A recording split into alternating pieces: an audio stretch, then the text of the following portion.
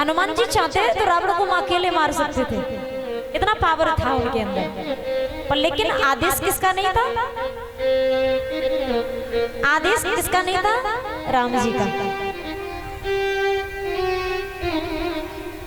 वो कहते ना कि पढ़ाने वाले स्कूल में कई टीचर होते हैं, पर लेकिन सबका पद अलग अलग होता है और सबका काम भी अलग है। अगर कोई मैथ का है उससे कहा जाए इंग्लिश पढ़ा दे, नहीं होगा। अगर वो मैथ का टीचर है तो मैथ ही पढ़ा जाए, उसे मैथ ही पढ़ाने को बोला जाएगा। हनुमान जी चाहते तो रावण को अकेले मार देते, पर लेकिन राम जी का आदेश बिल्कुल नहीं था कि कयो दसानन सोना सुभटा कहो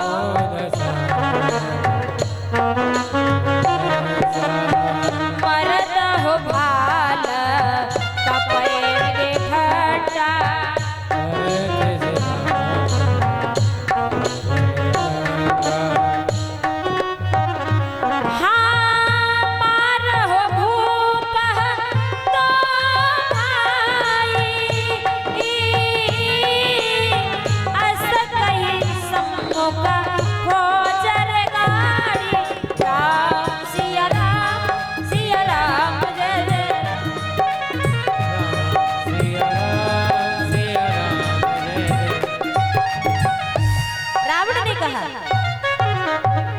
कि सुनो योद्धाओ,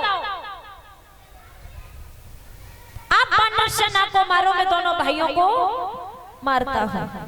अब रावण जब युद्ध करने के लिए गया रथ पे चढ़ के, तो बिना रथ के देख करके विभीषण अधीर हो गए कि रावण के पास में पुष्पक विमान है और मेरे राम जी के पास में कुछ भी नहीं है, युद्ध कैसे जीत पाएंगे? तो राम जी का जो रथ था वो क्या था? राम जी ने किसको रथ बनाया?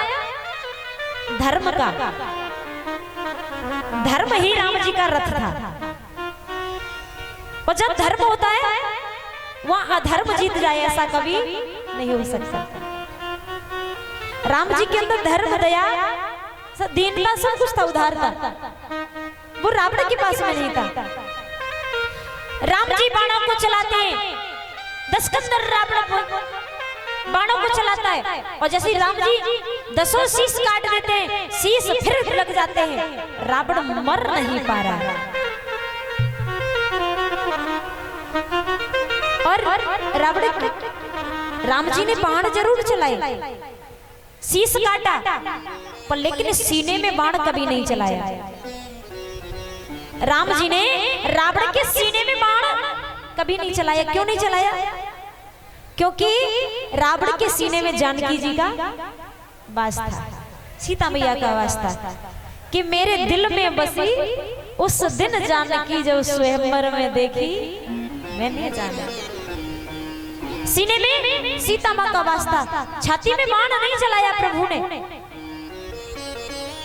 अब रावण नहीं जीत पा रहा है, इधर राम भी। रावण ने क्या किया कि युद्ध किया, तो भगवान राम नागफास में फंस गए। प्रभु कहां फंस गए? नागफास में। अब प्रभु निकले कैसे? देवताओं ने पक्षियों के राजा किसको बुलाया?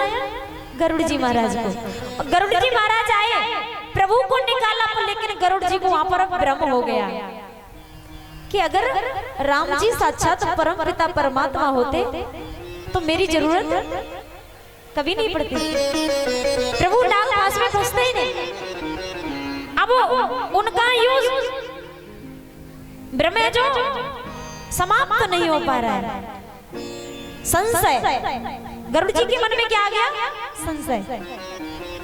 गरुड़ जी कहाँ पहुंचे? शंकर भगवान के पास में कि प्रभु आप बताइए।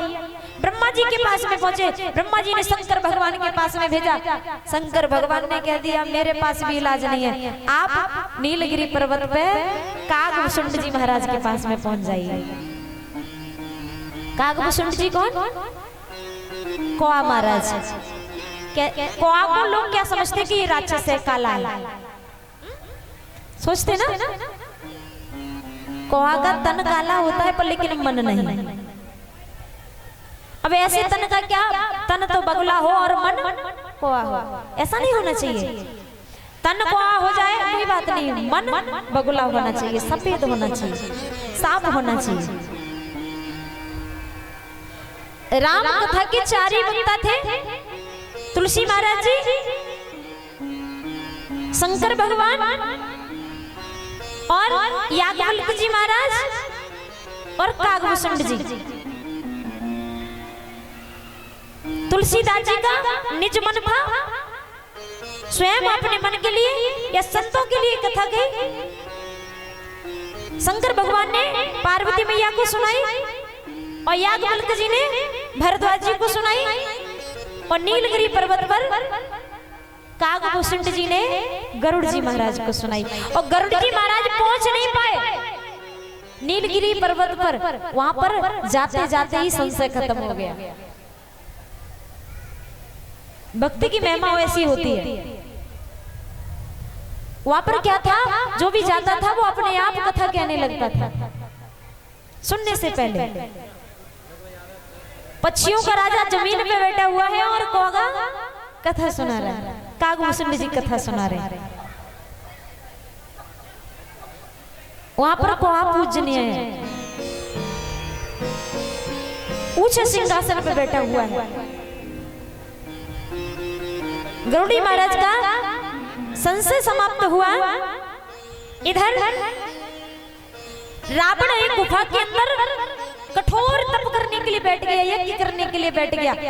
अब जब पता पड़ा ना बानर सेना को, तो कोई बानर सेना कान में उंगली कर जाती है, कोई बालों में उंगली कर जाता है, कोई रावण को हिलाने लगता। पता है कि अगर ये संपन्न हो गया तो राम जी जीत नहीं पाएंगे। रावण को यज्ञ नहीं करने दिया और फिर भी रावण नहीं मर पा रहा। क्यों नहीं मर पा रहा? क्योंकि रावण की नाभि में अमृत था, अमृत कुंड था। विभीषण ने, तभी तो कहते हैं कि घर का वेदी लंका ढाल। जब तक घर का कोई चोरी नहीं करवाएगा तब तक घर में चोरी नहीं हो सकती है। याद रखना, किसी के गांव में चोरी हो जाए ना तो बाहर वाले की हिम्मत नहीं है कि अकेले आके चोरी कर ले। वहां पर गांव वालों का भी हाथ होता है, तब चोरी हो पाती है।